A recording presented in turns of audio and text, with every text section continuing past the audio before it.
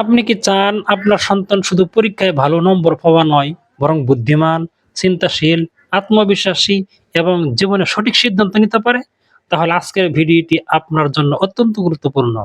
কারণ গবেষণা ও শিশুর বিকাশ নিয়ে কাজ করা বিশেষজ্ঞরা বারবার একটি বিষয়ের দিকে ইঙ্গিত করছেন।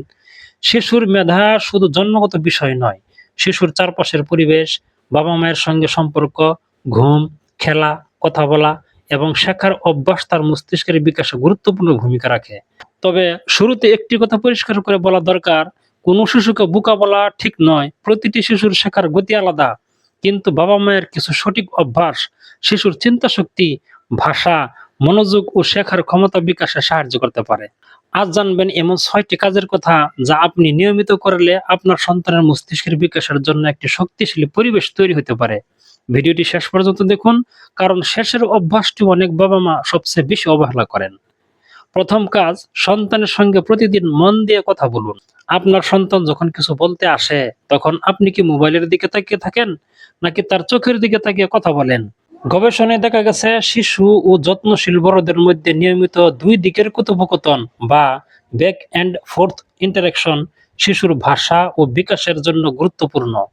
হার্ভার্ডের centre on the development child এই ধরনের পারস্পরিক যোগাযোগকে সার্ভ অ্যান্ড রিটার্ন বলে ব্যাখ্যা করেছে।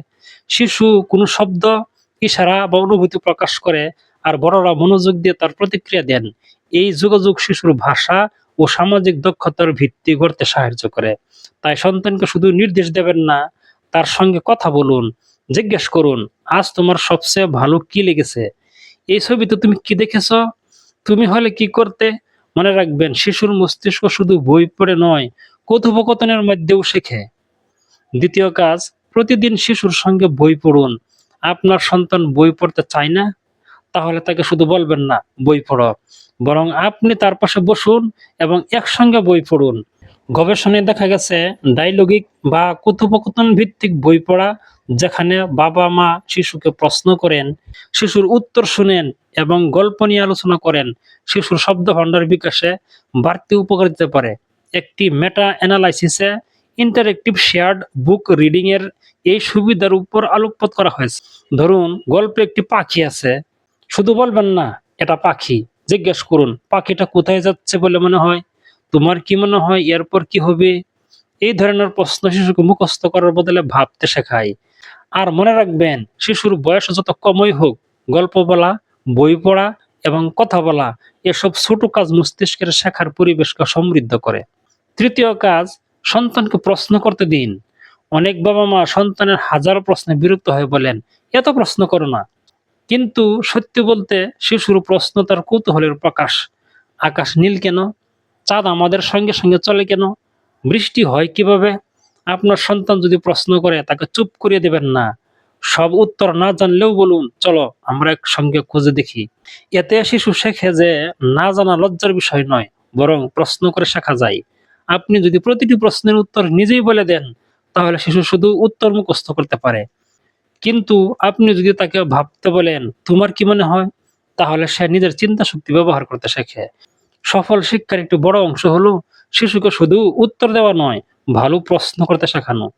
চতুর্থ কাজ, খেলতে দিন, সবসময় পড়তে বসিয়ে রাখবেন না। অনেক বাবা-মা মনে করেন শিশু যত বেশি সময় বই নিয়ে বসে থাকবে, তত বেশি মেধাবী হবে।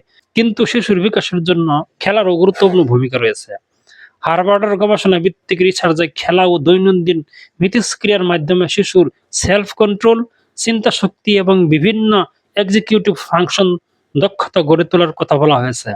আপনার সন্তানকে খেলতে দিন, পাজল দিন, ব্লক দিয়ে কিছু বানাতে দিন, লুকোচুরি খেলুন, গল্প বানিয়ে খেলুন, এমনকি রান্নাঘরের নিরাপদ জিনিস দিয়ে সাজানো গোছানোর খেলাও শিশুর চিন্তাকে সক্রিয় করতে পারে। খেলার সময় শিশুকে সবকিছু বলে দেবেন না, বলুন, তুমি কিভাবে এটা বানাতে পারো? কারণ খেলা শুধু আনন্দ নয়, শিশুর জন্য এটি শেখার একটি স্বাভাবিক উপায়। পঞ্চম কাজ, শিশুর ঘুম ও শারীরিক চর্চাকে গুরুত্ব দিন। আপনি কি জানেন, পর্যাপ্ত ঘুম না হলে শিশুর মনোযোগ ও আচরণের সমস্যা দেখা দিতে পারে? সিডিসির তথ্য অনুযায়ী পর্যাপ্ত ঘুম শিশুদের মনোযোগ, একাগ্রতা এবং একাডেমিক পারফরম্যান্সের জন্য গুরুত্বপূর্ণ। ঘুমের অভাব অ্যাটেনশন ও বিহেভিয়ার সমস্যার সঙ্গে সম্পর্কিত হতে পারে। আবার WHO ছোট শিশুদের ক্ষেত্রে শারীরিক সক্রিয়তা, কম সেডেন্টারি স্ক্রিন টাইম এবং পর্যাপ্ত ঘুম এই তিনটির ভারসাম্যকে গুরুত্বপূর্ণ বলে উল্লেখ করেছে।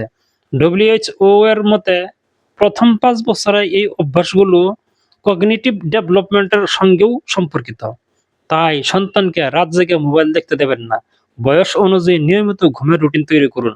প্রতিদিন কিছু সময় বাইরে খেলতে দিন। মনে রাখবেন, শুধু বই নয়, ঘুম ও শরীরচর্চাও শিশুর শেখার ক্ষমতার অংশ।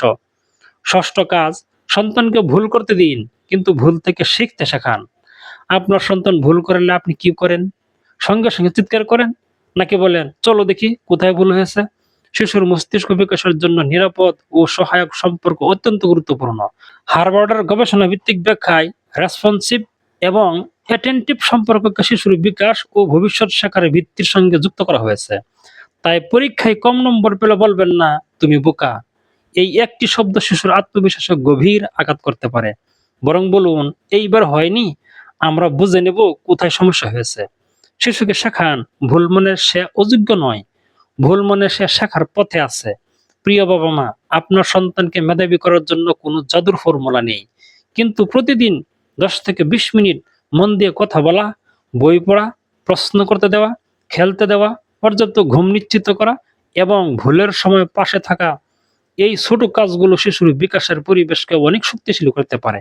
সবচেয়ে বড় কথা, আপনার সন্তানকে অন্য শিশুর সঙ্গে তুলনা করবেন না, কারণ আপনার সন্তান কোনো প্রতিযোগিতার পণ্য নয়। সে একজন আলাদা মানুষ, যার নিজের গতি, নিজের প্রতিভা এবং নিজের সম্ভাবনা আছে। আজ থেকেই একটি কাজ শুরু করুন। শুধু 10 মিনিট মোবাইল দূরে রাখুন এবং আপনার সন্তানের সঙ্গে মন দিয়ে কথা বলুন।